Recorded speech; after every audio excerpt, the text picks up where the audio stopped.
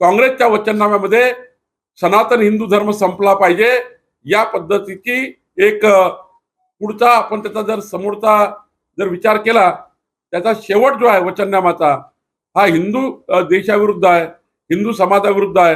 आणि त्यामुळं काँग्रेसचा वचननामा, शरद पवार साहेबांचा वचननामा हा महाराष्ट्र विरोधी आहे, देश विरोधी आहे, हिंदू विरोधी आहे आणि या देशाला संपवणार आहे. संविधान संपवणार अशी भाषा, हा जो नरेटिव्ह, हा जो मागासवर्गीय समाजामध्ये काँग्रेस पार्टी कन्फ्युजन तयार करत आहे, खरं तर यांना समाजाची माफी मागितली पाहिजे. महामानव डॉक्टर बाबासाहेब आंबेडकरांची माफी मागितली पाहिजे.